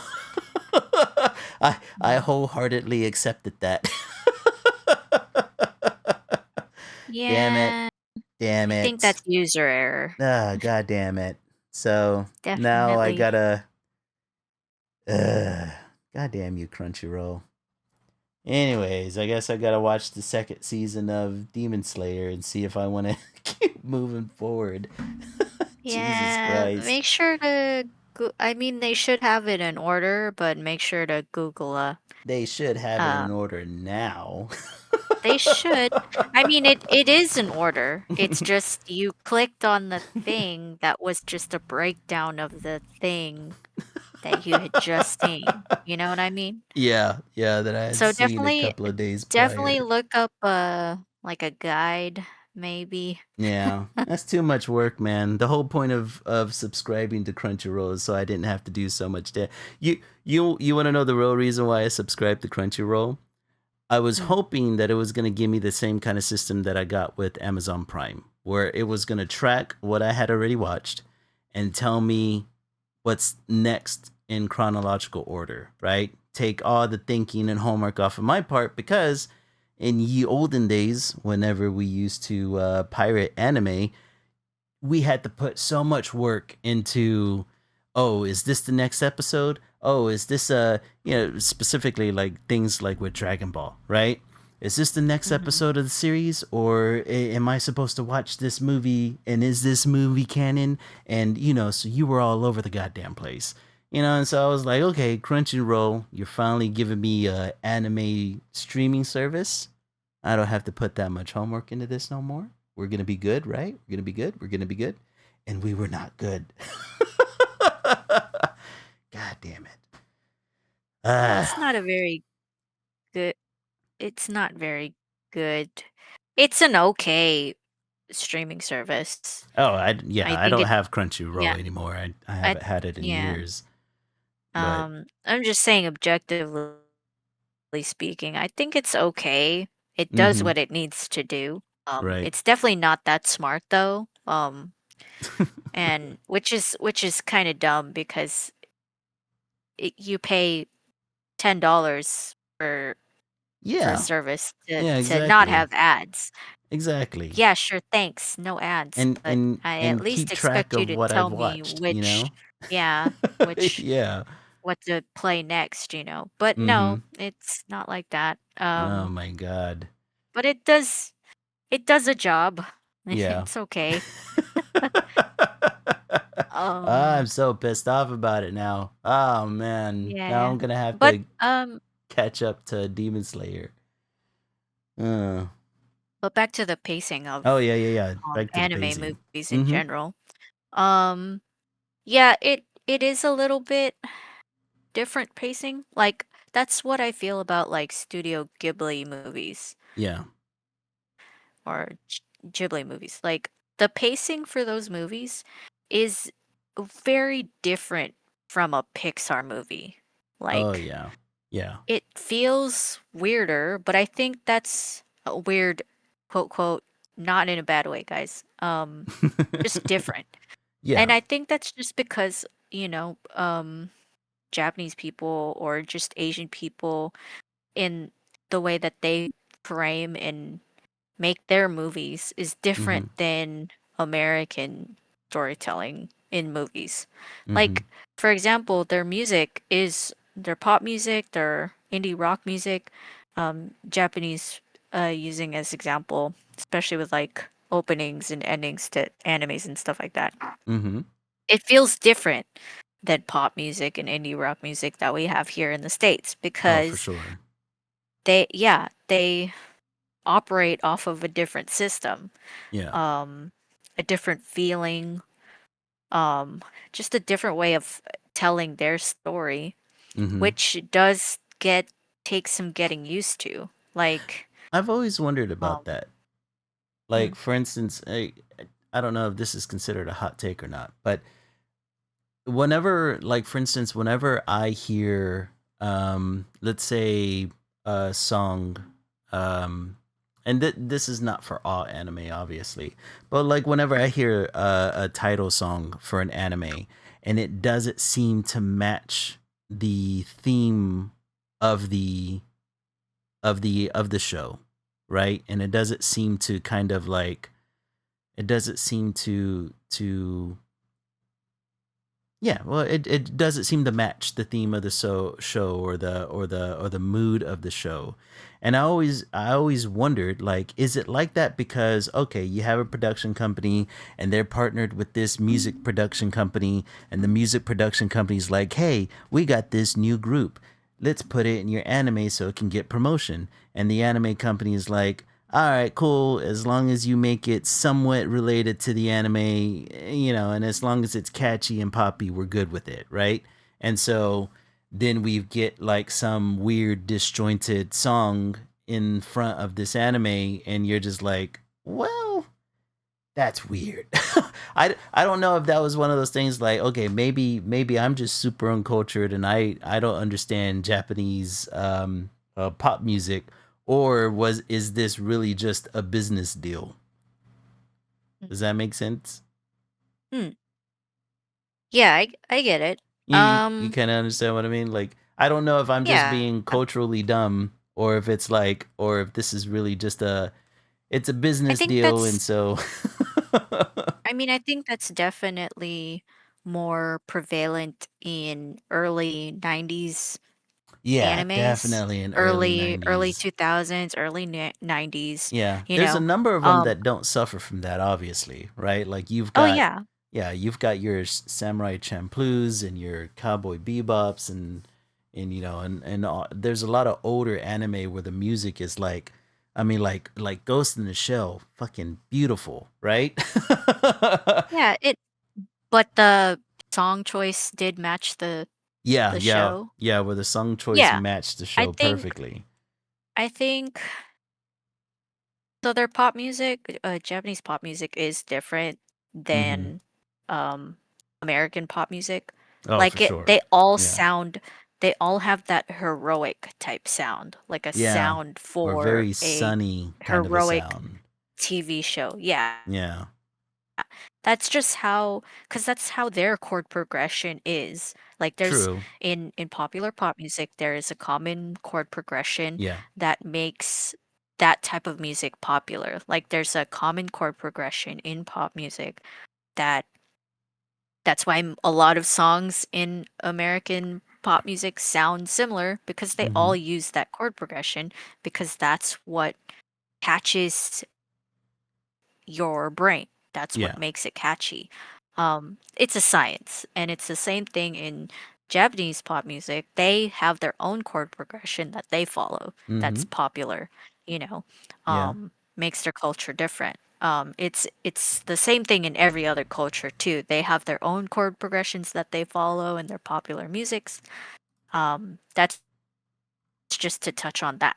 In early 90s animes, I think that they would do that sort of thing with their shows to start, just to use that as a way to advertise their show, like to Mm-hmm. get people to watch the show. For example, I think Full Metal Alchemist is a pretty good um example of that. Like a lot of the openings and Naruto as well. The Yeah. openings are very like upbeat, catchy, and I think that's just because that beginning arc of those shows, they're pretty sunny, pretty like, oh, these are goofy characters and we're gonna follow them on this adventure, you know? Yeah. But then you start to learn more about the characters and it's just like, oh, you've actually had a really messed up childhood. You know, why is the opening song so upbeat and stuff like that? Yeah. But yeah, like, Like but I think, uh-huh. hmm? I think that's purely just to get people to watch the show, To notice and it as nothing wrong with that. promotion. Yeah. Yeah, Yeah, I like definitely don't think there's anything wrong with it. Nowadays, and especially with some of the stuff that you've mentioned, yeah. um, the openings and the endings sometimes will match the main theme of the show. Mm-hmm. Like, I will remember like Soul Eater. Like Soul Eater's themes were very good for the show. They had this rock grunge feel Yeah. that Yeah. matches just the tone of the show and also just the look of the show. Mm-hmm. You mentioned Samurai Champloo, like that. Those themes fit that vibe of the show as Yeah, well. it just fits the vibe. Yeah. Like Yeah, like but I one of think the ones that come to my mind is one of my favorite I don't know if it's considered Japanese pop, but one of my favorite Japanese pop song is Flyers by Bradio, I believe that's the name. Um but the song that it or the anime that it opens for is Death Parade, right? So you have this oh, okay. song, you have this song that's super like super man, like kind of like hype and empowering and happy and It's and jazzy. Like it's jovial and really, jazzy, yeah. yeah. And then you go into the anime and it's Mhm. the opposite of that. And I guess that's one of like the juxtapositions that reside in my head whenever I think about stuff like that. Mm. But then you I have think, some where it just mixes perfectly. yeah, I think it's just for marketing Mm-hmm. purposes. Yeah, probably. Um, yeah, which I have nothing against. Like it Yeah. definitely works. I think And when you watch the opening, like I think it makes sense, even if it is the opposite of the tone of the show. Excuse me, Mm-hmm. the tone of the show. Right. I just yeah, I don't know, and it's kind of like the purpose of anime movies. It kind of just shows a different side to the characters that you don't regularly see in the anime, Yeah. which is Yeah. just more, that's just more food for the audience Oh to yeah. see. It's one Like, of those you things know. like the reason why I always liked anime movies is cuz I always love to see the exploration of or just the art form, right? The art form is always going to be mountains better than the actual series and you want to watch it. And then I always I never pass up an anime movie from an anime that I really like. It's just now I guess nowadays since I've become more appreciative of um cinematic art forms, right? Where it's Mhm. like the cinema the a movie the production of a movie and what it's trying to get across to its viewers have taken on a different meaning for me the older that I've gotten, right? And Mm. maybe it has something to do with like me appreciating um because I've been doing a lot of studying about story, and maybe this is why my brain is all fucked up. I've been reading a lot about story building and writing, mainly because I'm trying to become a better writer myself, right? So nowadays it's gotten to a point where like whenever I'm watching not as much in anime, right? Because a lot of times did a lot of times I don't watch anime the way I was watching this movie, right? A lot of times I have an anime running in the background and I'm kind of drawing or doing something else while it's going on. Um, but whenever I watch a movie, I sit down and I lock in, right? And I think whenever I was locking in into this movie, I very much appreciated the artistry and the cinematography of the movie because I think that's where Mm. it ultimately shines. I think that's the best thing about the movie. Just the it's a piece of art all within itself, and I really liked this movie for that. Um, Although you know what, I did want to ask, and I'm going off on another ADHD tangent here, but do you think there was a number of rotoscoping scenes in this movie, or was it animated just that damn good? Do Um, you know what rotoscoping is, by the way? Rotoscoping. I have a brief understanding of it. So It's where they, what is it? Can yeah, you they explain? essentially go in. Sometimes they'll take real footage of people acting, and then they'll go in and animate the frames. Or sometimes they'll use the frames of as reference, or sometimes they will just straight Oh, up trace the figures themselves. And sometimes okay. whenever I'm watching something, especially whenever it's animated really good and the gestures feel so fucking natural, you know what I mean? It Mm-hmm. makes me wonder, from a technical perspective, I'm like, did they rotoscope that or was that just pure skill? Because this movie had a Well, lot of those moments for me. hmm well, um, life imitates art. Yeah, Art for sure. imitates life. Hmm. Um, and I don't think that's unheard of for No, no, anime yeah, because quite a few. there's a there's a few animated films, Pixar, I think it's Pixar. Hmm. I don't know which ones do it, but I've seen stuff on Instagram where it'll be like the animators filming like the shots for their show like in Hmm. their room, and it's just them, and they're one is for K-pop Demon Hunters. Oh The yeah, animators showed their progress, and yeah, it's just yeah, them acting the scene. and And using I'm themselves pretty as sure, reference. yeah, I'm Yeah. pretty sure like they've done it with this one, with Hmm. this anime. I would not be surprised if they did it with this anime a number of times just because of the character design one, and mainly just that. I think it lends itself purely to the character designs being so close to life. Like it's really So realistic natural looking, yeah. anime. Like Yeah. So, specifically whenever they were doing the swimming pool scene, there was a number of mhm, times where I was like, man, they are nailing down these gestures and facial expressions. I was like, dude, they killed it. Artistically yeah. speaking, they absolutely killed it in this movie. It's one of the Yeah. reasons I why think they the have movie to. scores really high for me. Mhm. I think they would have to use um Some a sort of lot of human reference. reference. Yeah. Yeah.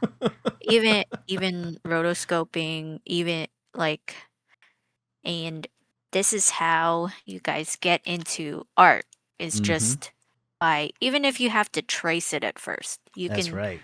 You can trace, like, because like I said, art imitates life. Like how you become an artist, how I became an artist was just observing things Mhm. and just redrawing it. Like Yep.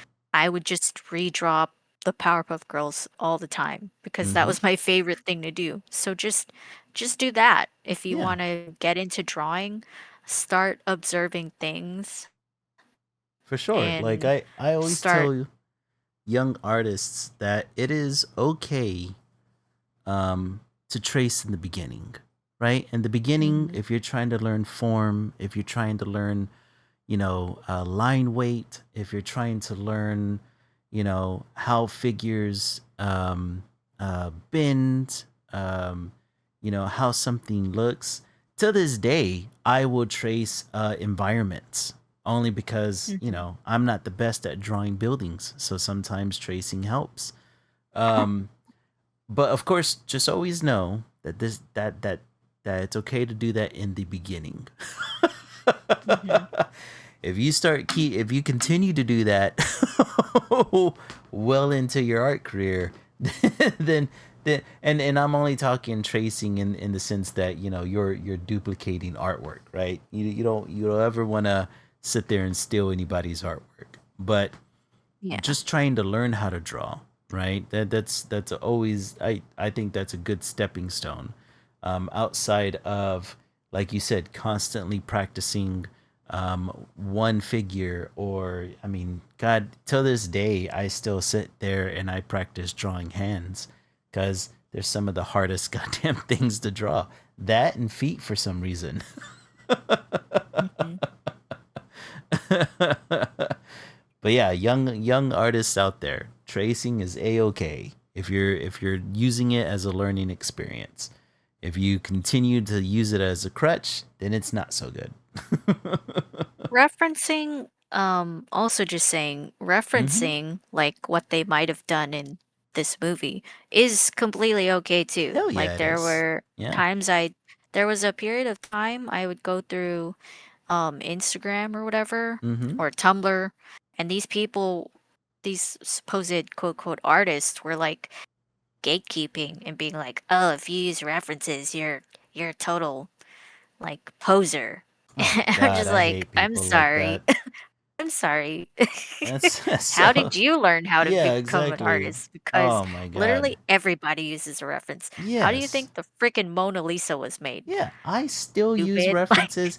For this drawing, I'm using a goddamn reference. Come on, What folks. do you mean? Like It's they were totally being like, you have to draw it from oh, that's memory. bullshit.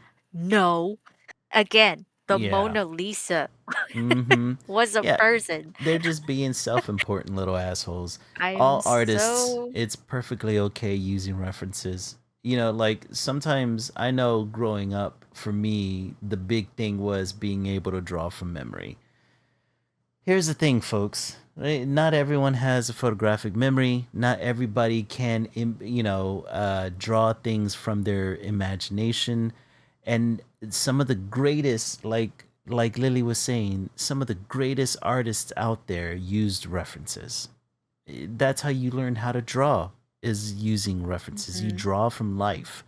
So anybody who ever tells you that using references is somehow bad or that's an issue, honestly, fuck them. They're just being they're being gatekeepy little assholes who are setting impractical standards so that way they're just giving you a harder time.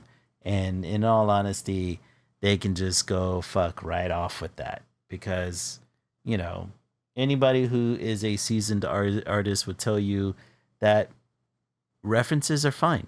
References, working from references is what keeps art interesting, right? If everybody was just working off of their memory, all of their crap would constantly look the same. Their people would never change. Their style would always look boring and repetitive. So feel free to use all the references that you need because that's how you grow.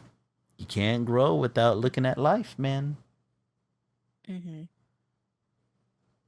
But yeah. Hmm. I think when AI started too, people would kind of be like, "Oh, what's the difference with using AI to Ah, using Jesus. Yeah. references?" Yeah. And a lot of people are like, "Are you stupid? Like I drew it. That's the Yeah. difference. Like Yeah. I, the I hate it. difference is I actually produced it. What do you Yeah. mean?" I hate it whenever people try to treat AI as being like a sentient being in the same way that an artist is, right? Where it's like, as an artist, whenever I use a reference, I'm still having to translate it through my own skill that I've built over decades, right? Hmm. Like I'm still having the an artist is nothing more than a visual translator, right? So your translation as a human being, as experiencing um, uh, life or a situation or a moment or an object, right? That's what makes it art, right? Is your experience of it and the translation of that experience. If you think AI can translate anything through experience, I need you to go outside and touch grass. I need you to go outside, get a deep breath of air, get offline because you're not thinking straight. Hmm. AI is not sentient. I think you may be suffering from a mild schizophrenic delusion. I don't know, but AI is not sentient. It may be, or I guess the best way of putting it, it's not sapient like we are. All right, it's different. So yeah, what AI does is nothing compared to what an artist does. Like, I can't And I believe mean, that people even make that argument. even if it becomes sentient, Mm-hmm. you still didn't do it. Like you didn't you the person who put in the words into the AI generator thingy, you did not create that with your hands. The AI did. And that's the difference between a human who artist who actually took a tool and created the thing that, made the thing Yeah. Yeah. as Exactly. opposed to the AI doing it for you. And some people will say, "Oh, well, I'm just using a tool. The tool is the AI." And no, there's more steps into using an actual tool as opposed to using AI. Like Yeah. Yeah.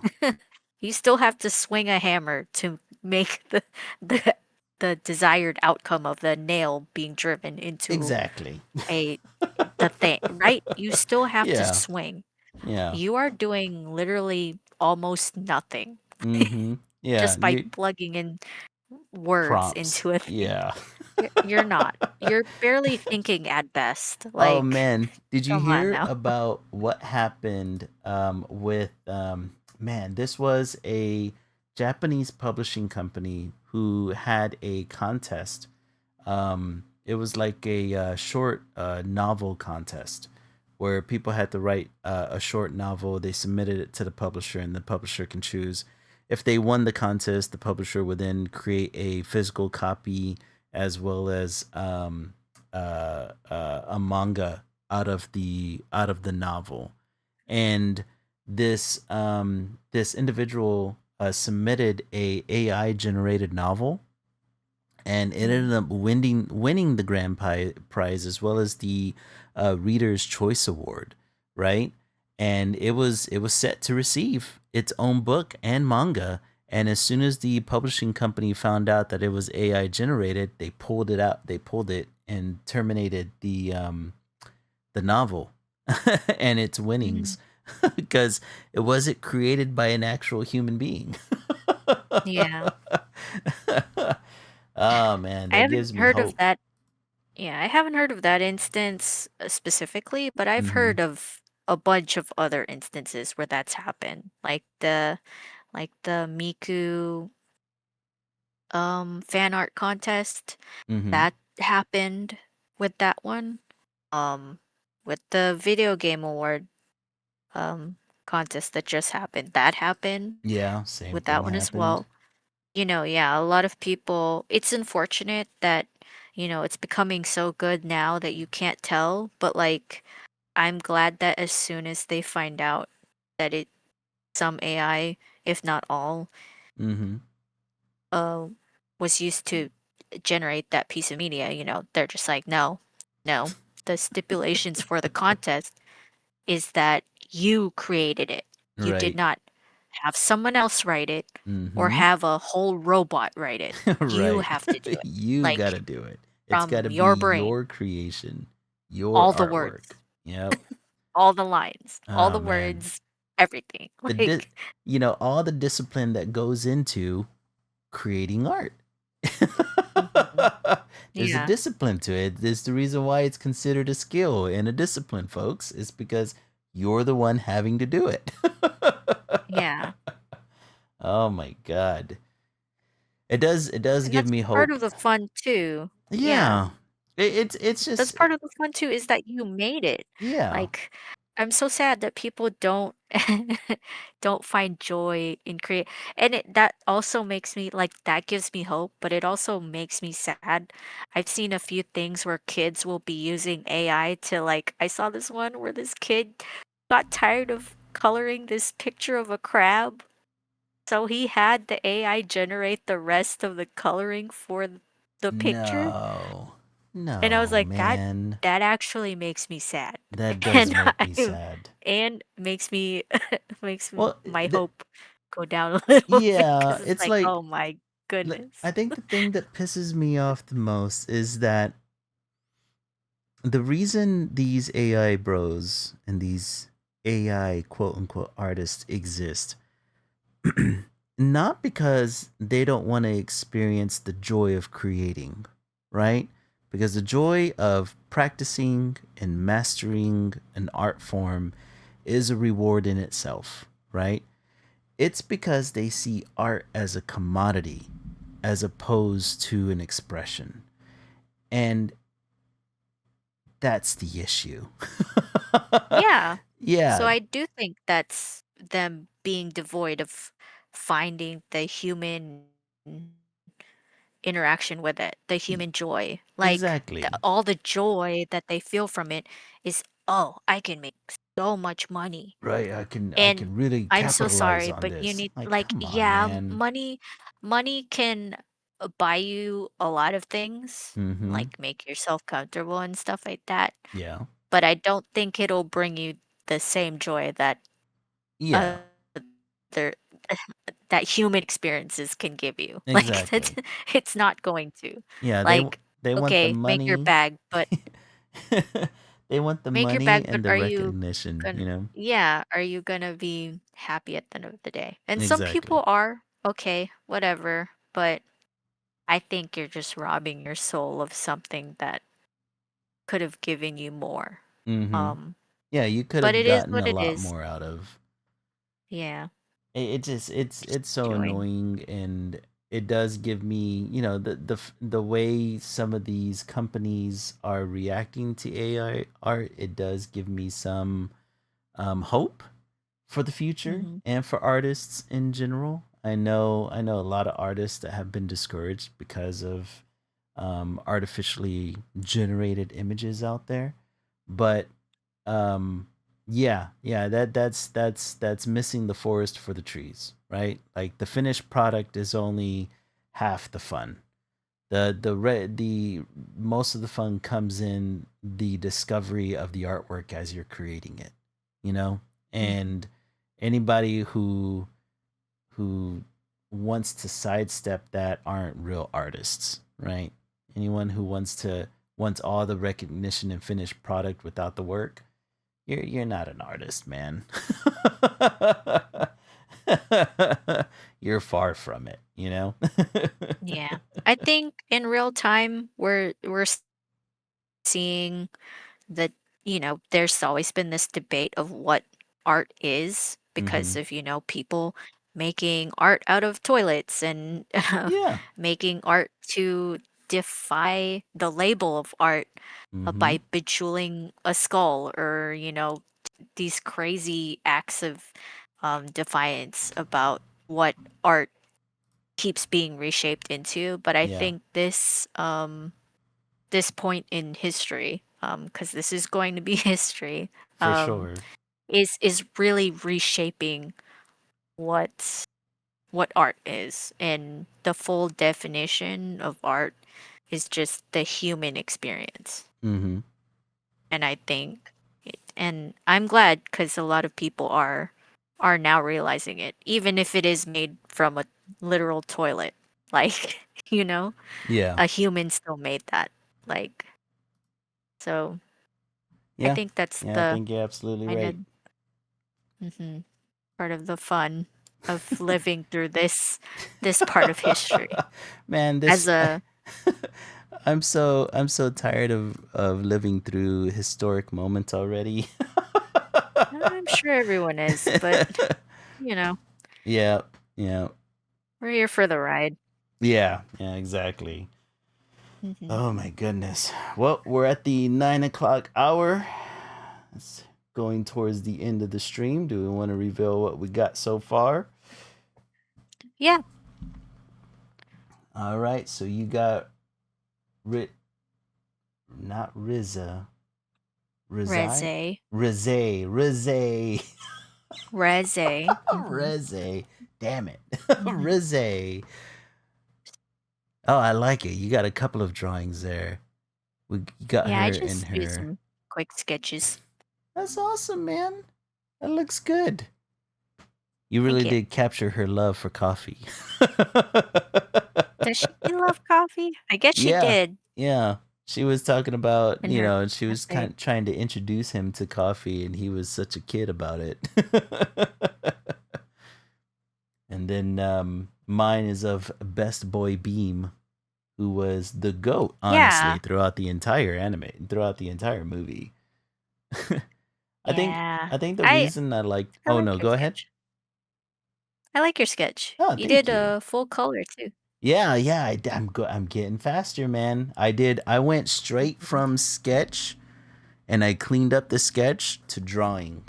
Although I messed Nice. up on the sketch a couple of times because I needed a reference for the muscle there, so I had to mess around with it a little bit. But yeah, I went straight from sketch, cleaned up the line art a little bit on the sketch, and went straight into coloring. And so I was able to do it a little Mm. bit faster this time. And plus, it helps I wasn't doing like a full figured drawing this time. But Yeah.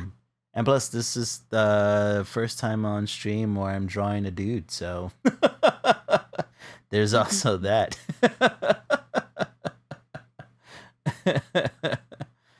But yeah, yeah, this one was a lot of fun. A lot of Yeah. experimentation and just like going with the flow. I liked it. Mhm. And plus I Yeah, liked the way and, he I constantly think ran a good around going, "Yes, Lord Chainsaw." yeah, he's every, movie or, um, animated film, even if Mhm. it's just an arc like this, needs its comedic character, Exactly. um, comic relief, and, Denji is kind of funny, but he's going through this serious thing, and they Right. removed power from it, so she wasn't there to be that, so, Yeah, they needed that um chaotic energy, and he was it. yeah, but, But I actually really like um Beam. I Mm-hmm. actually really like. That's not his real name though. That's just the name that Denji gives him, That right? wasn't his real name? Oh I crap, don't what think was it his real is. name? Because whenever I was looking up his character sheet, they or the name that I mostly found him under was Beam or Shark Devil. Yeah. But I'm pretty sure Um. he's got a real name. I just have no idea what it is. Well, okay, here. He's the shark fiend. Yeah. Oh, Shark Fiend. Um. Okay. Um, yeah. And I think I I don't remember. I'll have to watch it. But I remember Denji being like, "That's not a name. I'm just gonna call you this." And he was like, "Okay." He just had that golden retriever good boy Yeah. vibe about him. Okay. Yeah. And I actually, yeah, I find all the characters annoying, but I actually Mm-hmm. really liked Beam. He's Yeah. okay. Yeah, Good he guy. was a ray of sunshine in in an Good dude. otherwise pretty sad Sad. experience.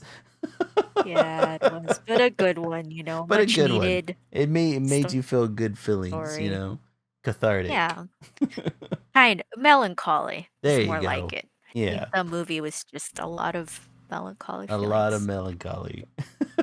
Yeah. But yeah, so that should be it for this stream, you guys. Thanks for joining us today. Thanks for voting on our polls to see what we're doing each week. It's really helpful. I think next week we're just gonna be taking it easy though. Mm-hmm. Mm-hmm. But join us next time. Make sure to follow Esso on um all of his pages on Esso Art Studio. He's on Instagram, TikTok, and Threads. Follow me at Lily Lilac Draws on Instagram, Threads, Tumblr, and TikTok as well. Um, yeah, but it's always a pleasure to unwind with you guys. We'll see you next time, and remember, stay creative.